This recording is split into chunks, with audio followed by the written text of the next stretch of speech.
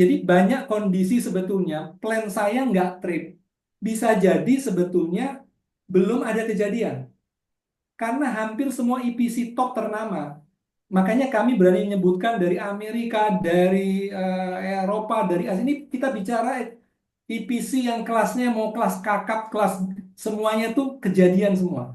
Kebetulan ini kejadiannya ada di PLTP, ada di oil and gas. Itu proyek-proyek yang skala yang miliaran US dollar kayak gitu, kejadian seperti itu. Nah, mungkin di tempat lain belum mengalami kejadian.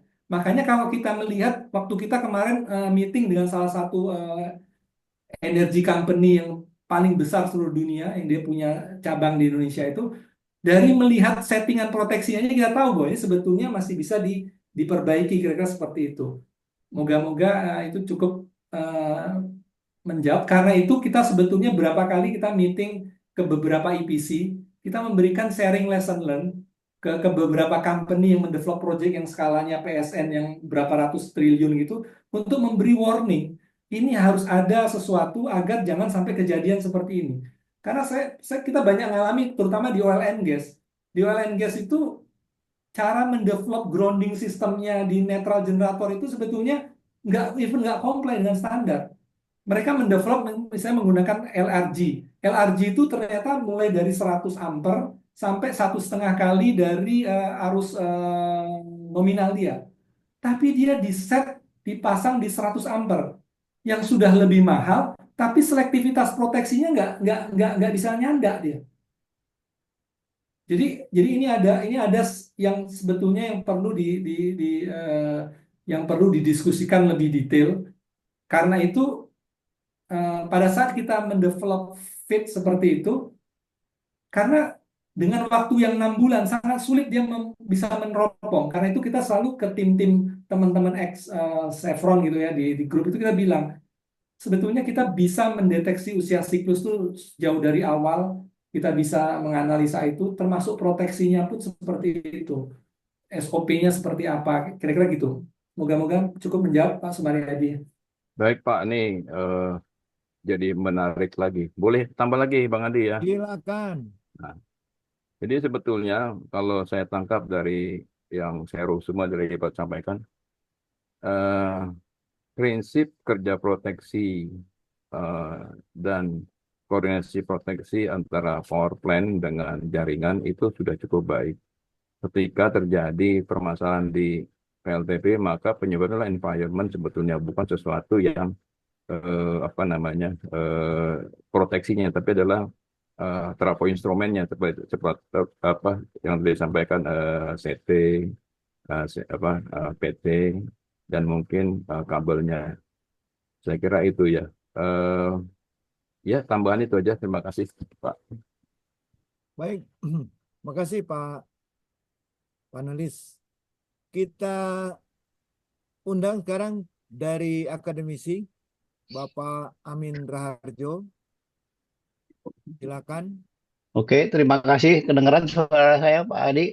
Jelas-jelas, Bang. Oke, makasih Pak Aro. Ini kayak kuliah 3 SKS nih. Detail sekali ininya, proteksi ya. Jadi detail saja. Jadi saya setuju tadi memang di dalam perancangan sistem proteksi itu ada unsur seni. Ya, ada unsur seni tiap expert pasti. Dan orangnya harus expert. Dan yang tidak kalah penting adalah memang tadi sudah dikatakan adalah masalah data, kelengkapan, detail data, baik yang terkait maupun yang tidak apa yang terkait langsung maupun yang tidak langsung. Ya, itu masalah memang jadi masalah di lapangan itu masalah keterbukaan data ini. Ya, maklum semua ada egosentris nih. Jadi keterbukaan data itu biasalah. Itu lapak orang lah, cuan orang apa gitu. Jadi kadang-kadang gitu Pak Arok. Jadi menurut saya gitu. Kemudian kehati-hatian dalam membaca standar gitu. Karena standar itu kalau saya amati juga kebanyakan yang buat kan negara subtropis yang gitu ya.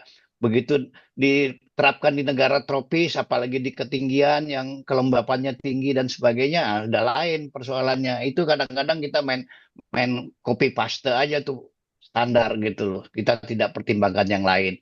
Makanya itu perlu kehati-hatian dan Sehingga desainer daripada perancang itu harus expert ya. Dia banyak pengalaman dan banyak melihat, banyak mendengar, banyak diskusi lah artinya gitu dengan expert yang lain. Itu yang saya amati. Nah, sekarang yang persoalan di lapangan ini. Mungkin pernah ada tahu mungkin Pak Arok istilah sympathetic trapping ya. Tripping ya. Itu mungkin bagaimana tuh? Artinya di dalam sistem proteksi ini gimana mencegah terjadinya atau tahu nggak itu sympathetic trapping dan sebagainya? Apa deteksinya dan gimana ngatasinya? Kemudian tadi dikatakan juga naik turunnya frekuensi itu mungkin dideteksi oleh relay ya. Nah, sekarang katakanlah dideteksi oleh relay. Apa eksekusinya? Apa ngetripin generator, apa mengatur ke koordinasi dengan prime mover, menurunkan, menaikkan putaran dan sebagainya, atau bagaimana? Terus yang berikutnya adalah bagaimana nih sekarang? Katakan dalam satu sistem proteksi yang sudah ada nih eksis, ada berbagai merek ya atau produk relay yang dipasang di dalam satu sistem. Tuh katakan ada satu sistem yang rusak. Apakah untuk menggantikannya harus satu sistem? Apa sebaiknya gimana? Apa sebaiknya satu produk?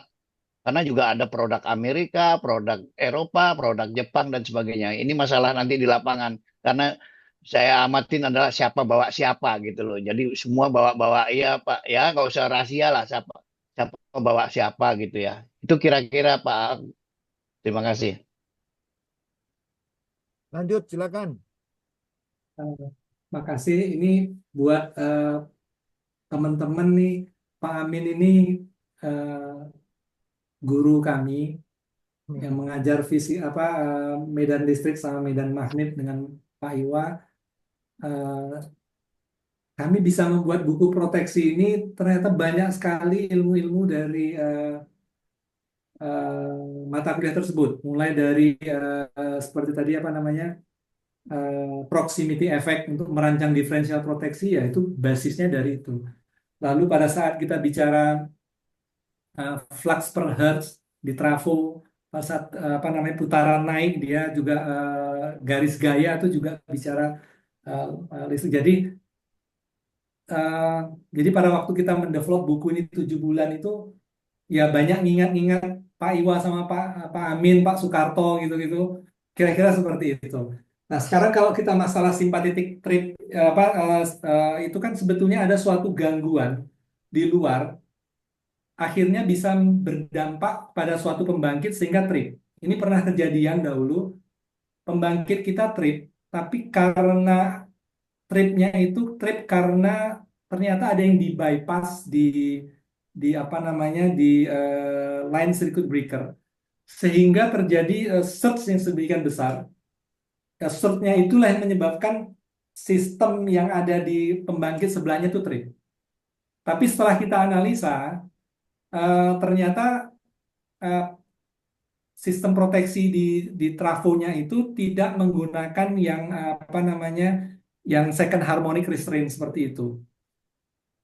Tapi kalau kita membaca filosofi proteksi di generator yang paling baru sekarang, itu ternyata second harmonic itu sudah nggak bisa cukup untuk bisa merestrain kalau terjadi misalnya inrush current atau overshoot seperti itu. Jadi harus ditambah dengan harmonisa kesekian. Saya lupa lagi, ada sih di bukunya itu, cuman saya lama nggak saya buka jadi lupa. Jadi harus ada faktor-faktor yang lain. Karena itu makanya kita mengatakan merancang relay proteksi generator sama trafo sama transmisi sampai ke bawah itu sebetulnya harusnya single party. Orang yang sama, yang kejadian ini adalah beda-beda tanggung jawab. EPC tanggung jawabnya seperti ini, OEM tanggung jawab seperti ini, yang harusnya bisa menyatukan adalah company man tim project tadi. Mereka sendiri waktunya limited, mereka sendiri cenderung akan tanda tangan seperti itu. Jadi kalau masalah simpatetik trip tadi, karena hal tadi, ya proteksi yang ada yang terutama yang akan kena hajar itu adalah trafonya. Nah, itu yang perlu diperbaiki kayak seperti itu. Terus yang faktor kedua tadi mengenai proteksi. Nah, kita kan memilih. Jadi kalau kita membaca standar Amerika untuk merancang proteksi generator saja, C3712 itu butuh puluhan expert.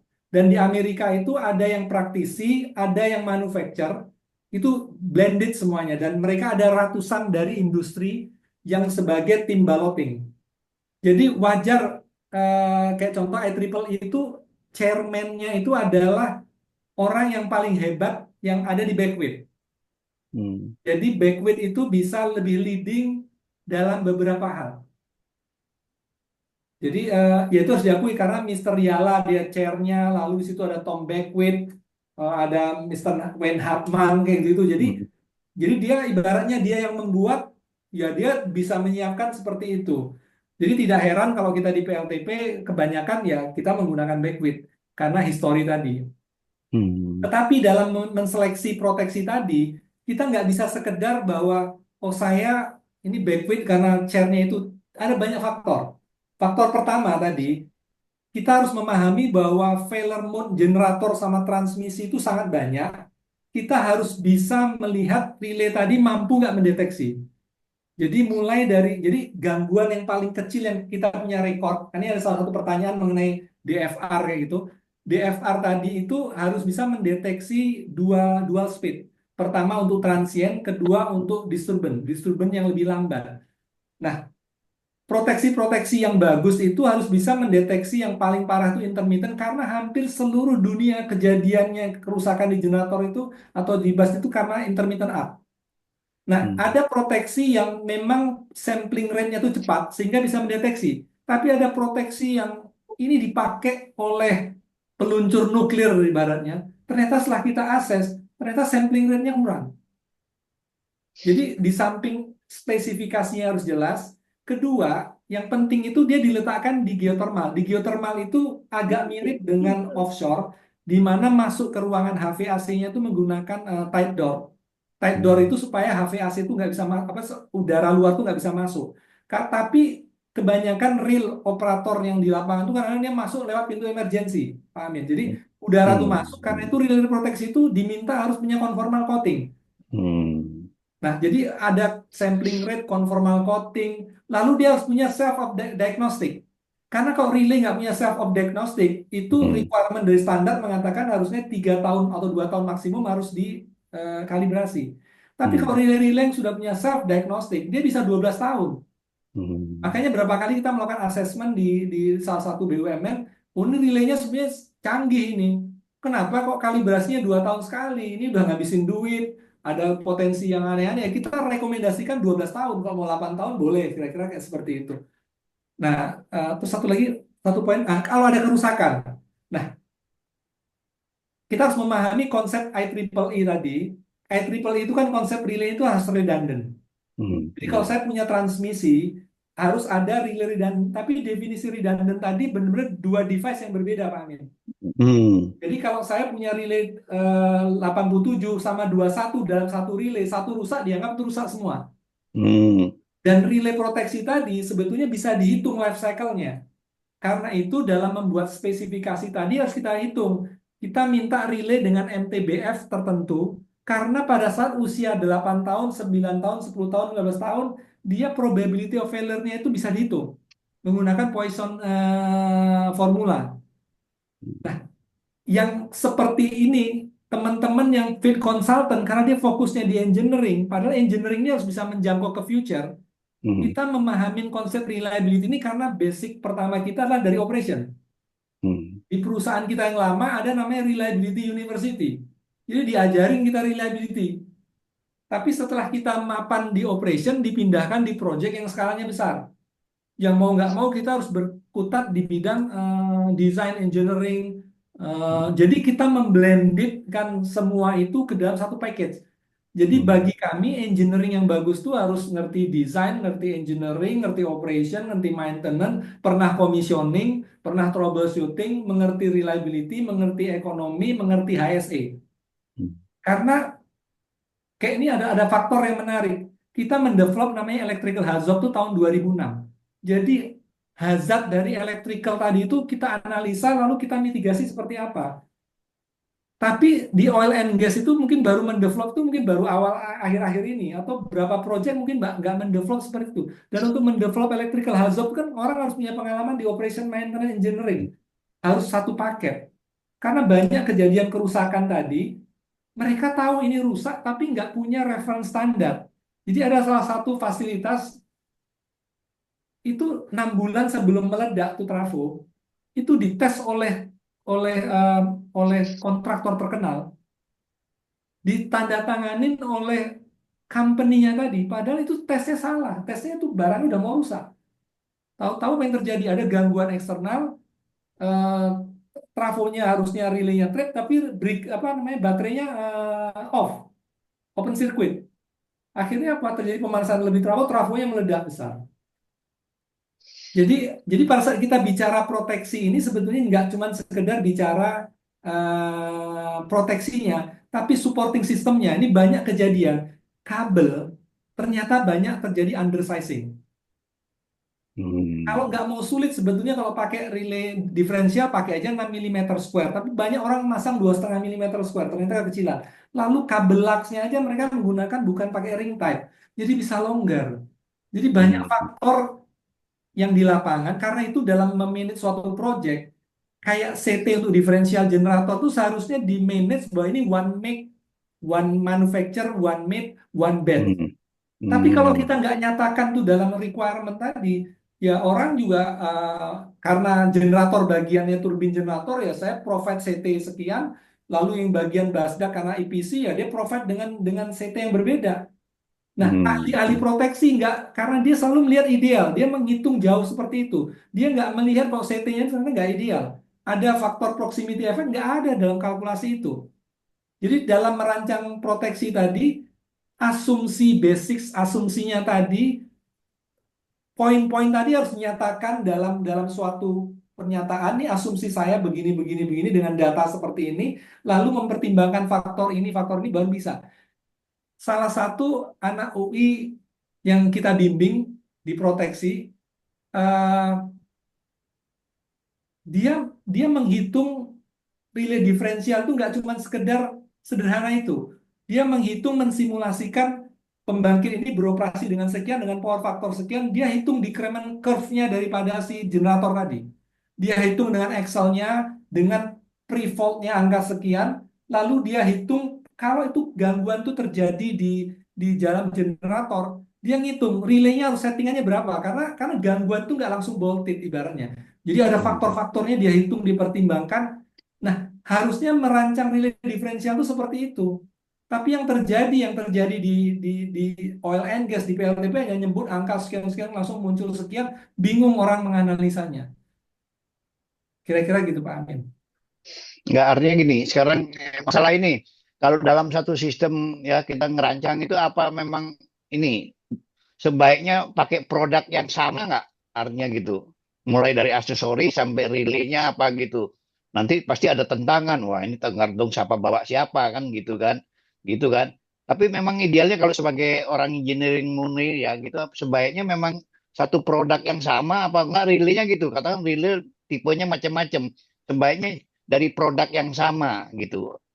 Itu enggak? Nah, kalau kita bicara relay generator yang redundant tadi ada 2 relay. IEEE memang menyuruh 2, tapi dari sisi reliability dia agak dibedakan.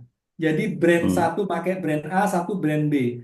Karena asumsinya IEEE adalah mengatakan bahwa kalau beda merek, beda failure, common failure-nya seperti itu. Tapi setelah kita pikir-pikir, mungkin itu nggak cukup tepat. Kenapa begitu? Karena sebetulnya ini barang elektronik, kerusakannya random. Jadi nggak bisa dikatakan kalau satu rusak ini yang lain akan ikut. Beda kalau kayak trafo. Trafo yang sama karena dia berbentuk mechanical gede seperti itu masih bisa itu berlaku. Kalau elektronik itu yang namanya handphone Samsung kan nggak bisa kita deteksi yang ini satu rusak bisa jadi ini nggak yang lain nggak rusak gitu. Jadi kalau sekarang posisi Arok Pak Amin kalau untuk relay proteksi yang di generator itu mungkin one make aja nggak apa-apa. Karena banyak sekarang ini para EPC atau para company man itu mencari 2 merek berbeda. Kadang-kadang ini nggak sinkron. Jadi relay proteksi yang ini dengan algoritma yang X belum tentu bisa cocok dengan algoritma yang Y. Jadi ada beberapa relay proteksi, kalau ini ketemu sama ini cocok dia dikawinkan gitu, diredundankan. Tapi relay yang ini dengan yang beda lagi ternyata nggak cocok. Nah, itu agak sulit bagi kita untuk bisa menganalisa karena waktunya limited. Jadi kalau Hmm, menurut Aro, angka amannya sekarang dengan waktu yang mepet kayak gitu mungkin bagusnya 1 meg. Tapi 1 meg 1 meg yang gitu. benar-benar dia bisa menjangkau semuanya. Hmm. Dulu Enggak, saya mungkin takutnya gini, 10 tahun yang lalu kita berpikir beda, tapi mungkin sekarang ya, mungkin 1 meg kira-kira kayak gitu. ya, ya saya takutnya kalau di lapangan kan gitu, di bos di pembangkit katakanlah ya, ada berapa unit generator gitu kan. Oh, yang satu sistem proteksi pakai A, yang satu pakai B dan gitu-gitu. Terus gimana gitu loh. Gitu kan katakanlah terjadi pembangkitan, saya sekarang mau pakai B gitu, pakai C gitu loh. Apa memang begitu baik nggak gitu loh. Apa sebaiknya kalau bisa ya yang 4 unit itu ya kalau bisa sistem proteksinya sama gitu loh. Gitu. Apanya produknya sama gitu loh. Problem yang terjadi di EPC ini kadang-kadang proyek itu nggak di-develop bersamaan, Pak Amin. Jadi Iya, kadang-kadang iya. tiba-tiba yang sini menangnya vendor yang lain, dia bawa yang lain, tergantung Iya, iya. harganya. Jadi memang agak complicated itu. Jadi ada masalah isu Iya, EPC seperti itu. iya. Oke, terima kasih Pak Ahok gitu. Arok ya. Mungkin saya kembali ke moderator. Ya, makasih Bang Amin. Jadi kebalikan nih sekarang nih. Dulu Bang Amin yang ngajar, sekarang dia yang ngajar pengalamannya Bang. Oh ya, ya begitulah dunia naik turun. Benar. Oke, sambil ngabuburit, nunggu buka puasa, dibuka sesi ketiga. Siapapun yang hadir silakan bertanya. Kita prioritaskan pertanyaan langsung lisan. Silakan angkat tangan dulu, baru nanti oleh panitia di unmute.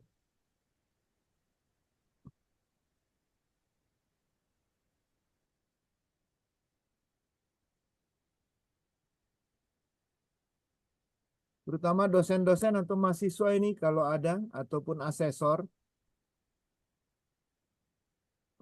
Mumpung ada profesor proteksi relay. Nah, silakan dari Politeknik Manado, Julianus Daud.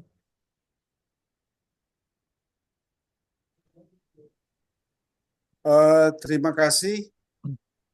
Mohon maaf baru bergabung, tapi saya ingin mendapat penjelasan karena biasa ada gangguan, otomatis frekuensinya kan akan berubah.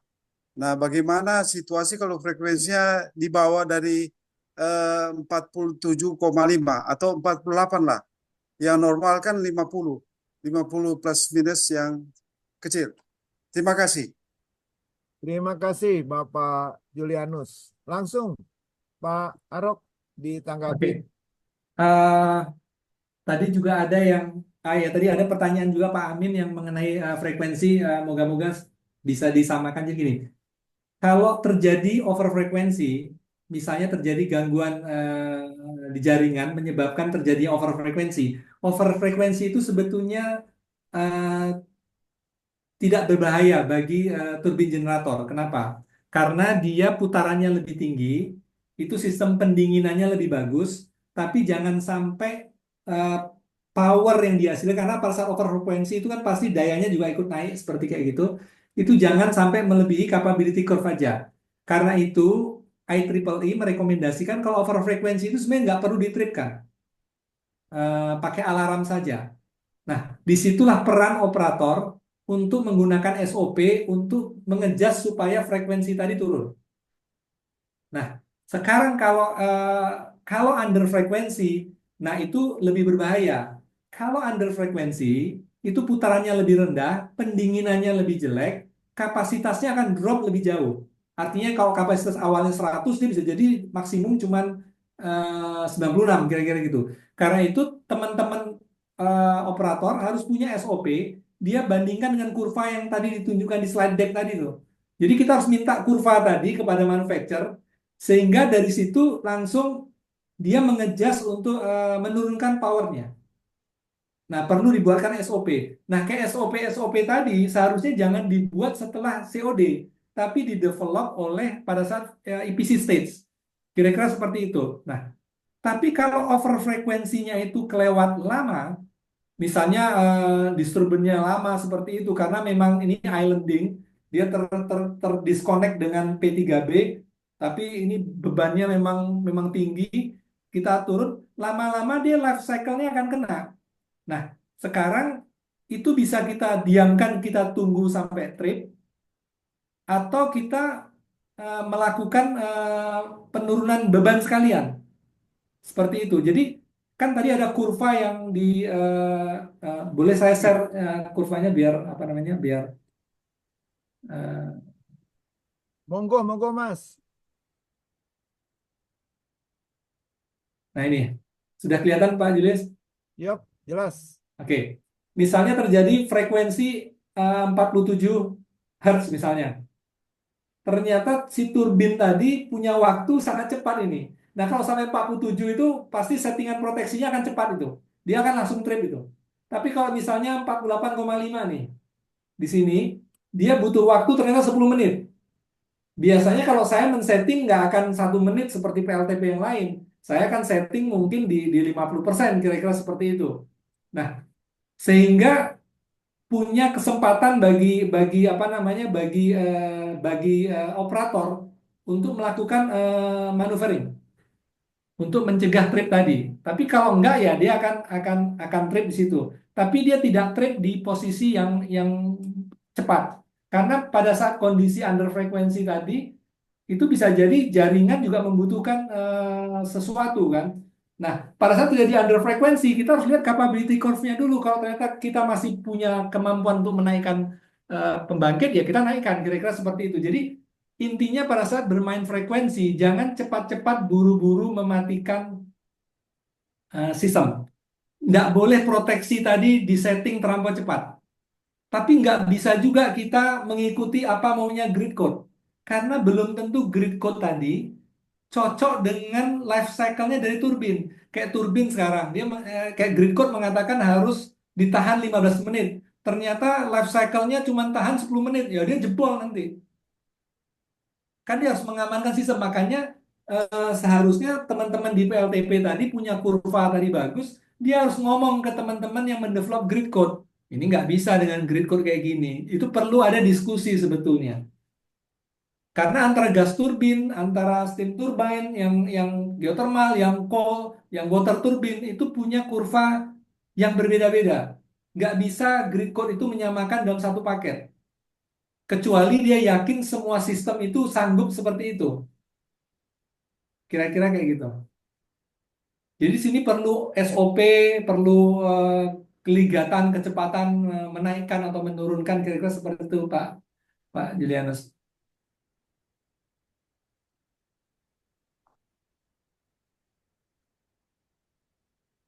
Unmute dulu, Pak Daud.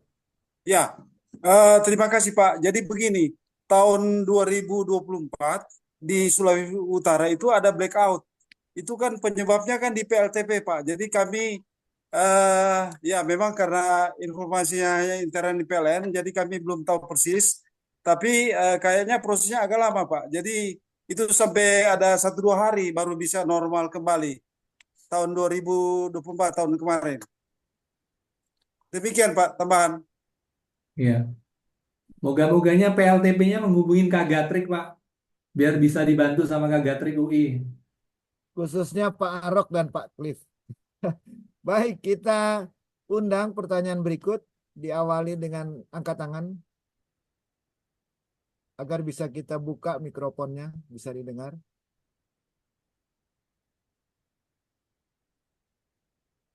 Kalau tidak ada, saya isi waktu ya Pak Arok. Itu dalam presentasi tadi banyak sekali disebut intermittent arc. Jadi maksudnya itu gangguan temporer, ya, tapi relay belum bisa memutus ya. Jadi di masa-masa transient, betul ya Pak Arok? Oke. Jadi kalau kita melihat suatu generator, dia punya high resistant grounded. High resistant grounded itu membatasi arus yang mengalir ke tanah tadi sesuai dengan nilai HRG-nya ya. Kalau dia dirancang 10 ampere, dia akan 10 ampere. Nah, pada saat pertama kalinya terjadi gangguan satu single phase ke tanah, ke ground, itu gangguan itu tidak mungkin langsung voltage.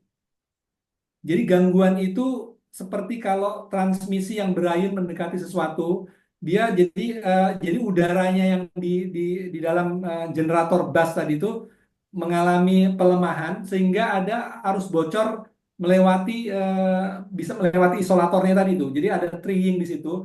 Nah, pada saat dia menyentuh ke ground pertama, itu durasinya cuma 2 milisecond. Habis itu dia rilis. Jadi nggak langsung. Jadi gangguan itu terjadi pelan, terjadi nempel sebentar, lalu rilis. Karena udara itu kan tetap mengalir di sana itu, dia langsung rilis. Nah, lalu dia muncul karena kan udah mulai terjadi pelemahan di situ. Nah, pelemahan itu mungkin nunggu 2 jam, 3 jam, 4 jam lagi, baru muncul pelemahan yang lebih tinggi, ada tegangan di situ, dia ngeground lagi. Tapi waktunya sangat cepat. Nah, karena waktunya sangat cepat, 2 milisecond, 3 milisecond, 4 milisecond, relay-relay yang tidak punya sampling rate cepat, dia nggak bisa mendeteksi. Kayak ada salah satu relay hebat dari Amerika, itu sampling rate-nya adalah 16 kali dalam satu cycle. Artinya kalau satu cycle itu adalah 20 milidetik, dia dibagi 16, dia mensampling setiap 1,25 milisecond. Jadi kalau ada gangguan 2 milisecond, dia langsung bisa mendeteksi. Kayak orang kayak di medical itu dipakai apa yang pengujian yang ngecek yang slice-nya tuh cepat kayak gitu, dia bisa mendeteksi. Nah, relay-relay yang bagus-bagus malah ada yang lebih cepat lagi, dia mendeteksi setiap 0,5 milisecond. Nah, ada relay yang sangat bagus, tapi somehow dia karena punya filter cosinus dan sebagainya itu, dia nggak bisa mendeteksi 2 milisecond tadi. Jadi kalau ada gangguan arc 2-3 milisecond, relay ini nggak pernah bisa mendeteksi. Padahal deteksi itu digunakan untuk kita mengembangkan sesuatu, sehingga memberi kewaspadaan kepada operator, ini akan ada gangguan hebat yang bisa meledakkan generator ini, kita harus do something. Nah, relay-relay proteksi yang ada di dunia sekarang ini karena punya limitation dengan memori, karena dia harus dijaga harga dan sebagainya, itu nggak bisa kita menggunakan relay itu. Makanya kita nyarankan pada relay yang bagus tapi sampling rate-nya jelek, kita bilang kamu percepat. Oh, kami nggak perlu percepat, kami harus beli relay yang kamu harus beli relay yang lain, Mr. Arok nih. Ya nggak bisa, orang lain ngasih harga dengan harga 1.000, kamu jadi 2.000, kamu nggak akan laku. Jadi disinilah kita perlu dah intermittent arc tadi, itulah gangguan yang paling sering terjadi di seluruh dunia, terutama di generator sama generator bus. Dan tidak ada proteksi yang bisa menghajar itu. Kecuali kombinasi dari interlink ke DCS, kombinasi dari SOP, kombinasi dari kecepatan teman-teman operator membuatkan consequences of deficiencies, sehingga dia bisa bereaksi cepat. Tanpa itu, nggak bisa. Oke, Kayak gitu. ini sudah ada penanya Pak Agus Arifianto. Silakan Pak dibacakan pertanyaannya di kolom chat. Kalau bisa nyalakan kamera Pak Agus. Ya, selamat siang. Terima kasih Bapak-Bapak, Bapak moderator dan Pak Arok. Ya, saya ada beberapa pertanyaan, tapi mohon maaf mungkin saya ini terlalu basic. Tadi di awal disebutkan bahwa jika terjadi trip karena ada protection, maka akan ada impact di sisi mechanical atau di prime movernya, karena di sisi ban tiba-tiba diputus, tapi di sisi mechanical karena dia ada kelembaman dia akan terus. Oke. Yang saya tahu contohnya untuk steam turbine itu ada namanya governor valve dan trip and throttle valve atau TTV. CTV ini akan menutup jika terjadi trip signal dari UCP, jadi ada protein aktif sehingga turbin akan berhenti berputar. Itu ya saya ini aja saya share aja mungkin betul mungkin salah. Terus yang kedua mengenai relay 49 itu yang saya tahu biasanya itu sinyalnya langsung dari UCP langsung trip. Jadi trip langsung dari UCP. Dia mengirimkan signal ke DCS hanya sebagai informasi aja, seringnya malah melalui Modbus. Ketiga mengenai RTD. Untuk meningkatkan akurasi RTD, maka biasanya kita menggunakan konsep three wire untuk mengkompensasi efek jarak atau panjang wire dari sensor atau dari RTD ke transmitter. Kemudian di sisi transmitternya juga ada parameter cold junction compensation parameter yang bisa diaktifkan untuk mengkompensasi ambient temperature. Ini saya coba share aja, mohon dikoreksi kalau salah. Nomor 4, kalau saya tidak salah, tadi saya menangkap juga ada neutral di sisi generator sambungkan dengan earth melalui high resistance HRG. Kalau ini pertanyaan, earthing system menggunakan TT, TNS, TNC atau TNCS? Itu pertanyaan. Kemudian pertanyaan tambahan, apakah HRG ini sama dengan NER? Kelima, apakah drop atau ISOC mempengaruhi proteksi 81? Dan ya itu saja pertanyaan dari saya. Mohon maaf kalau terlalu basic. Terima kasih Bapak-bapak, Pak Moderator dan Pak Arok. Bagus pertanyaannya Pak Agus. Silakan langsung Pak Arok diborong pertanyaan 5. Kalau lupa nanti tanya lagi. Silakan.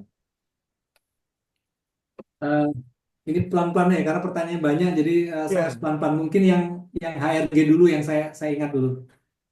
HRG itu sama dengan NER tadi, Netral Earthing Resistor. Jadi di netralnya itu ada.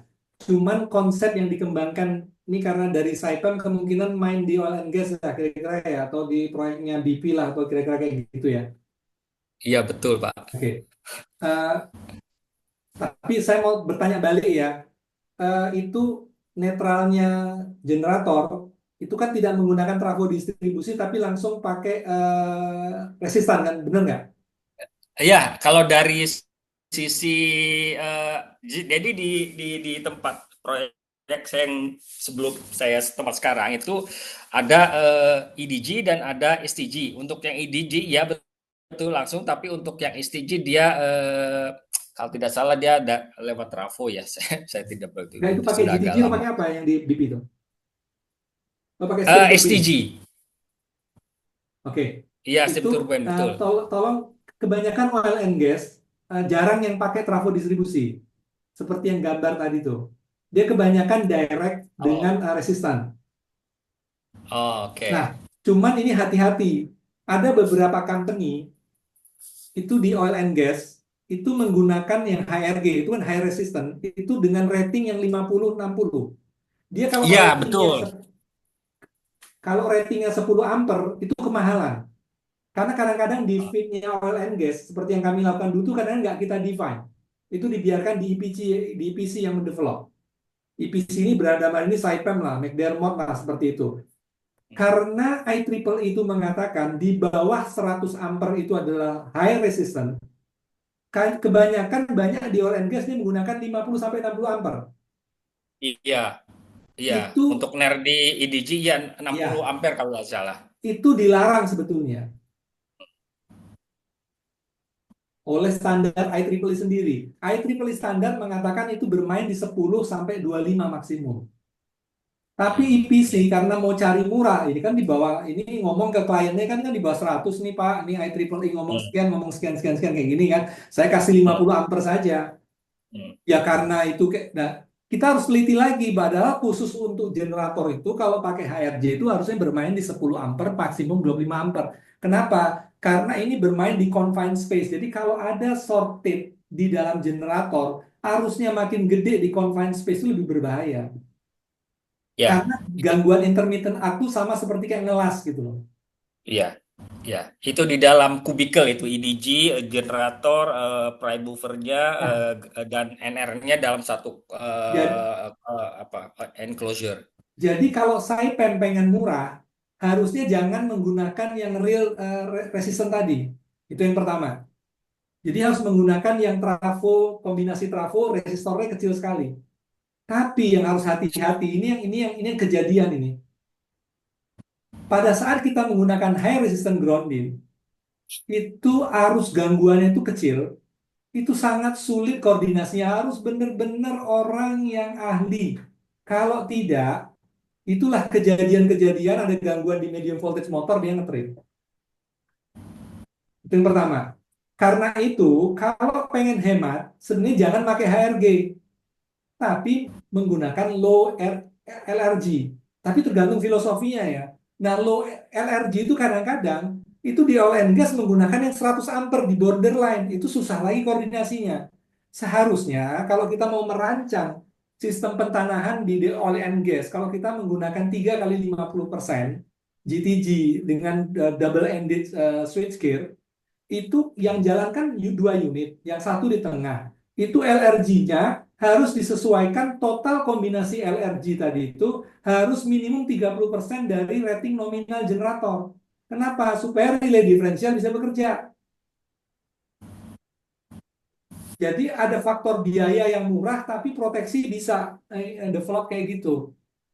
Nah, itu yang pertama, yang kira-kira kayak gitu. Terus tadi yang RTD tadi mengenai apa tadi, Mas Agus tadi? Ya, itu sebetulnya tadi pertanyaan nomor berapa ya? Nomor Oke, nomor satu saya baca ulang. Nomor satu, nah untuk prime mover ini, setahu saya di sisi uh, input steamnya ke bilah-bilah turbine itu harus melewati ada namanya governor valve atau GV dan trip and throttle valve atau TTV. Governor valve ini sudah jelas dia untuk mengikuti beban ya, dia open bukaannya itu tergantung pada load. Sedangkan TTV ini dia lebih pada untuk proteksi jika terjadi emergency. Salah satunya adalah proteksi, tapi tidak hanya proteksi, ada emergency proses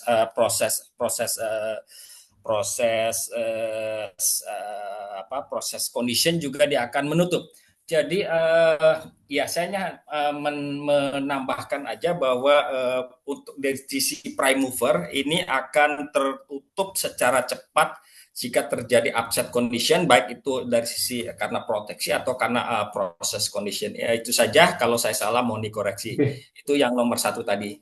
Saya langsung nanggapin aja Mas Agus ya. Gini, Ya. yang kejadian di PLTP atau di oil and gas yang lainnya, mereka men-setting over frekuensi sama under frekuensi terlalu cepat. Artinya gini, turbin tadi, baik steam turbine atau gas turbine tadi mampu bertahan lebih lama, tapi karena settingnya tidak mempertimbangkan faktor-faktor tadi, misalnya setting mechanical overspeed-nya, trip-nya, tidak mempertimbangkan faktor itu sehingga settingnya terlalu cepatan. Yang seharusnya nggak boleh trip malah jadi trip. Oh. Karena filosofi proteksi 81 itu sebenarnya memprotek turbin. Nah, kalau turbinnya aja masih tahan bermenit-menit, ngapain kita dikit-dikit kita tripkan? Karena pada saat kita yang nggak seharusnya trip, kita tripkan, ya malah justru mempercepat kerusakan kan kayak gitu kan. Kan kita jangan sampai dia nge-trip supaya jangan rusak kan kayak gitu kan. Ya. Itu kira-kira respon dari itu. Terus yang monggo yang lain lagi kalau saya bisa jawab. Ini soal RTD, 3-wire RTD. Ya, oke. Jadi untuk RTD ini kita bisa menggunakan 2-wire, 3-wire, atau 4-wire. Untuk 2-wire, untuk kabel yang panjang antara sensor atau RTD dengan transmitter, maka akan terjadi error yang sangat besar karena ada faktor jarak itu. Jadi trade paling akurat adalah 4-wire, tapi 4-wire ini dari sisi cost mungkin terlalu tinggi. Jadi trade off-nya adalah 3-wire. Itu saja masukan dari saya. Kemudian itu dari sisi wiring. Kemudian dari sisi transmitternya juga kita bisa mengaktifkan parameter cold junction compensation untuk mengkompensasi ambient temperature. Ini tambahan aja, kalau saya salah ya mohon dikoreksi. Kemudian pertanyaan nomor 4 tadi sudah dijawab. Kemudian nomor berikutnya Untuk sinkronasi kan ada drop dengan ISOC yang saya tahu ya. Maaf, saya bukan pure electrical, jadi saya sebetulnya lebih ke arah instrumen. Mechanical. Tapi saya tahu Oh, sedikit. instrumen. Ini ada pengaruh dengan proteksi 81 enggak? Oke, gini. Eh, ini kondisi yang terjadi ini.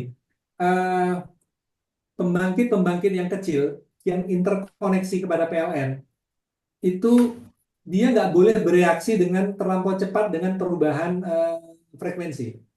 Itu hanya pembangkit-pembangkit kelas yang besar-besar 1000 mega yang dia memang harus bisa bereaksi cepat untuk menstabilkan sistem.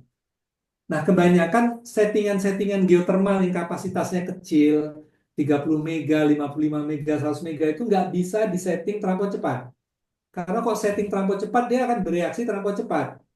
Nah, karena settingan dia dropnya itu mendekati 6%, jadi kalau terjadi islanding disturbance, itu karena ratingan mereka tuh mendekati sama 155 mega, 100 mega, itu yang menyebabkan frekuensi huntingnya itu susah kestabil. Seperti itu. Ini agak beda dengan kayak di oil and gas yang dia closed loop, artinya dia tersendiri. Kalau yang kita bicara PLTP ya makanya hampir keseluruhan kalau terjadi islanding misalnya di daerah jar itu hampir semua pembangkit pasti akan trip. Itu udah terima nasib aja sampai sekarang. Jadi kira-kira gitu. Jadi seharusnya kalau dia settingan dropnya itu 4%, artinya kalau ada perubahan frekuensi yang cepat kayak gitu, itu si governor itu kan harus bereaksi cepat kayak gitu. Tapi kalau itu dilakukan oleh pembangkit-pembangkit PLTP yang kecil-kecil ini, yang cuma 100 mega ke bawah kayak gitu, itu dalam kondisi normal malah dia jadi ibaratnya apa ya? Jadi dia turbinnya juga jadi ngikutin terlampau cepat kayak gitu. Jadi kebanyakan mereka settingannya itu sekitar 6%. Seingat saya seperti itu. Agak berbeda konsepnya kalau ini terpisah atau off the grid, kira-kira seperti itu. Oke, ini saya ada satu pertanyaan lagi. Ini lebih pada pengetahuan buat saya aja sih. Tadi kan sebutkan bahwa sisi netral di generator sambungkan dengan HRG. Eh, Berarti untuk earthing system di desa dia menganut sistem TT, TNS, TNC atau TNCS. Ini saya pengen tahu aja, penasaran aja. Ya, gitu aja sih. TTTNS TTTNS itu kan istilah di instrumentasi itu. Iya, betul. Nah, kalau di electrical itu sistem groundingnya itu ada banyak. Pertama ungrounded. Ungrounded itu sama dengan TT. Kalau nggak salah TT kan tidak di ground kan, benar nggak? TT, TT, IT, berarti kalau sorry, IT itu TT ya? IT ya? IT ya ungrounded. Ya. Kalau TT Nah, itu di kalau sisi generator sama beban dua-duanya di grounded. kalau IT kan tanpa grounded ya? IT di sisi generator tidak grounded, di Bukan, sisi di beban sisi saja di grounded. instrumentasi, Mas Arief, istilah. Iya, iya. Kalau di IT di sisi pembangkitnya tidak grounded. Oke. IT. Nah, kalau IT di sisi instrumen itu kalau di kita itu di generator netral itu ungrounded. Jadi sama sekali netralnya di open circuit. Iya, iya itu Itu IT, ya. itu punya kelemahan yang besar. Kalau terjadi single phase to ground, itu tegangannya bisa naik lebih dari 250%. Itu bisa jebol.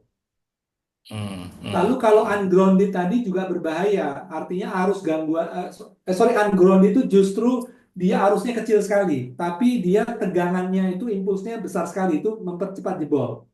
Nah, lalu ada di electrical itu disebut pakai HRG maupun LRG. HRG itu arus gangguannya itu dibatasi cuma 10 ampere supaya kalau terjadi arus bocor tidak begitu berbahaya kepada safety, tetapi tegangannya dikontrol tidak boleh lebih dari 250%. Untuk mengontrol tegangan 250% tadi, semua kapasitansi yang ada terhubung dengan sistem tadi harus dihitung ulang. Nah, itu. Lalu yang sistem kedua juga LRG. LRG tadi bedanya arus gangguan tadi di atas 100 ampere. Kalau yang tadi kan di bawah 100 ampere, 10 ampere, 25 ampere. Itu juga membatasi tegangan spike-nya itu nggak lebih dari 250 persen. Saya lupa istilahnya dulu, karena dulu waktu saya mendevelop oil and gas, itu di instrumentasi itu saya mengimplementasikan IT, TT, TNS semuanya saya implementasikan. Jadi untuk peralatan seperti Yokogawa yang cocoknya TNS, TT waktu itu saya rancang TT instrumentasinya. Kalau untuk power management system yang cocoknya dengan TNS, saya rancang TNS. Lalu untuk misalnya DC charging atau UPS yang IT kayak gitu, saya rancang IT. Nah, tapi kalau di electrical itu nama-namanya berbeda, bukan dengan nama instrumen tadi. Namanya tadi adalah ungrounded, ada yang HRG, di grounded dengan melewati suatu resistan, ada yang low resistant grounded dengan angka yang berbeda, ada yang namanya solid. Solid itu mungkin dengan apa ya? TNS atau apa ya? Atau TNS kali ya. Kira-kira kayak gitu. Jadi istilahnya berbeda gitu, Mas Agus. Ya, ya. Oke, ini yang terakhir untuk relay 49 pengalaman saya biasanya itu langsung ke UCP, jadi tidak melalui DCS. Jadi dari signal kalau ada trajek trip 49, jadi DCS hanya menerima info saja lewat stringnya lewat Modbus. Itu saja informasi tambahan dari saya. Tapi kalau saya ternyata salah, oh ya satu lagi. Itu tadi yang saya sebutkan waktu saya di project di BP, bukan di tempat di Saipem sekarang. Oke, Itu saja. saya nanggapin gini, istilah UCP itu istilah di oil and gas. Jadi turbo machinery, gas turbine atau steam turbine ataupun kompresor, mereka punya unit control panel sendiri. RTD dia terkonek di sana. Ya, betul. Ya kan? Kalau di Betul. PLTP, kan saya kan pernah di oil and gas juga, pernah juga di PLTP, pernah juga di apa namanya, di combine cycle kayak gitu-gitu. Kalau di PLTP dia nggak pakai istilah UCP. Jadi dari RTD tadi langsung tidak menggunakan, dia mungkin ada kontrolnya tapi kita nggak nyebutnya UCP kali ya. Nanti dari situ langsung ke DCS. Kira-kira seperti itu. Ya. Terima kasih Pak Arok dan Bapak-Bapak moderator. Oke, baik. Pak Agus. Iya, saya juniornya Pak Arok kebetulan, tapi beda program studi. Saya dari program studi kontrol, Pak Arok kan dari Gatrik ya. Oke. Ya, kita akhiri saja. Kalau tidak ada lagi yang mau bertanya langsung, masuki bagian penutup. Tapi saya lihat di kolom chat ini banyak dari Cliff ini. Silakan satu komentar aja, Cliff.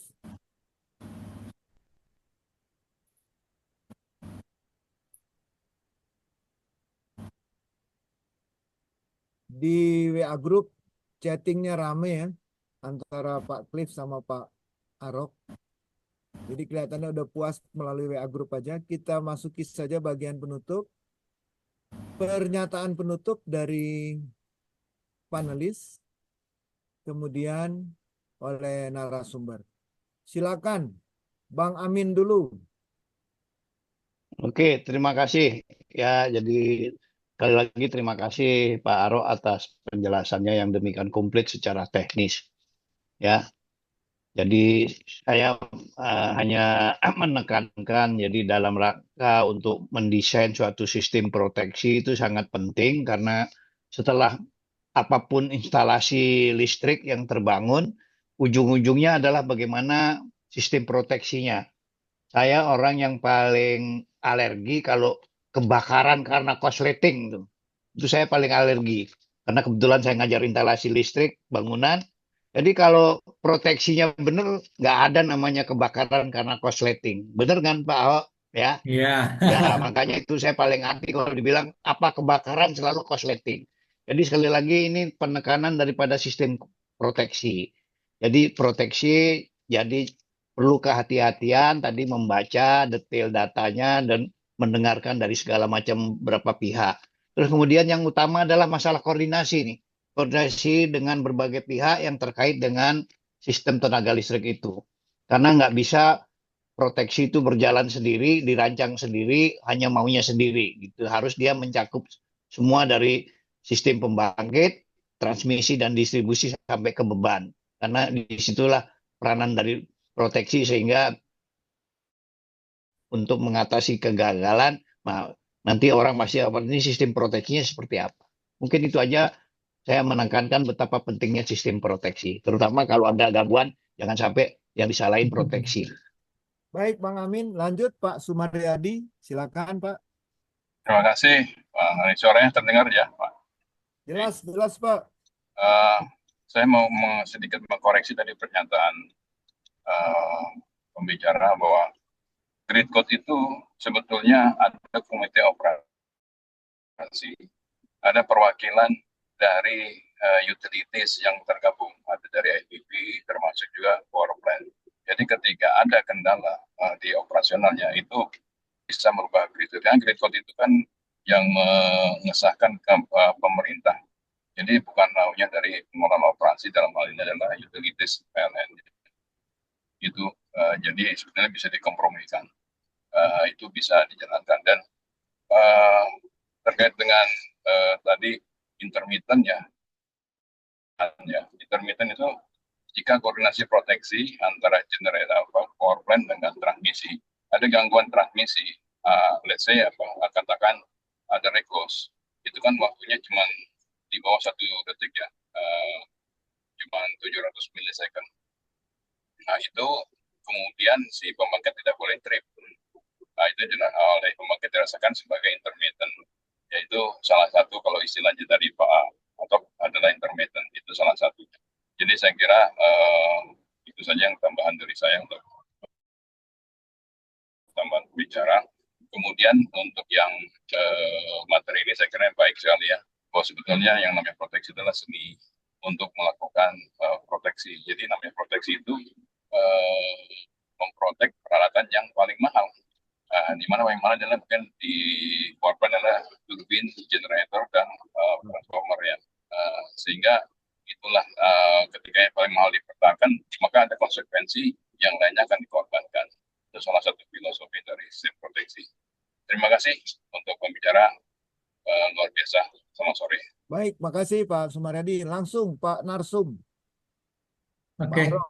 terima kasih. Mungkin saya akan sedikit memberi komen punten ke Pak Sumaryadi. Sebetulnya konsep intermittent tadi itu adalah sebenarnya intermittent arc yang ada di generator dan di bus generator. Jadi intermittent arc tadi eh, tidak berbicara ke arah ke transmisi, tapi ke arah generator dan generator bus. Jadi bisa di stator generator atau bisa di busdaknya. Jadi gangguan intermittent itu seperti itu. Yang kedua mengenai grid code tadi, memang ada komite, tapi sebetulnya Pak kita baru menyadari ada life cycle dampak life cycle terhadap frekuensi tadi itu mungkin baru tahun 2023 ini. Jadi pada waktu kami mengoperasikan power plant dahulu, kita belum tahu pada waktu tadi itu bahwa ternyata ada dampak mekanis life cycle tadi itu seperti itu. Jadi ini kan kita suka diskusi dengan teman-teman PLTP yang ada kan. Ini kan pengetahuan life cycle ini kan baru kita tahu itu kan di tahun 2023 ini. Pada saat kita mendalami membuat buku dan kita sosialisasikan ke teman. Tapi pada waktu kita melihat di grid code itu kan sudah 15 menit sekian itu kan sudah grid code yang berapa tahun yang lalu. Pada saat itu pengetahuan kita sendiri belum nyampe ke sana. Kira-kira seperti itu. Oke, Pak Arok. Ya, intinya masih bisa dimusyawarahkan kalau ada usulan revisi grid code, tapi sasarannya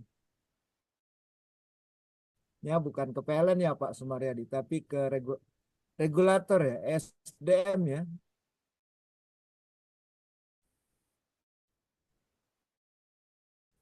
Yang nyusun grid code kementerian kan ya? Betul, grid code itu yang mengeluarkan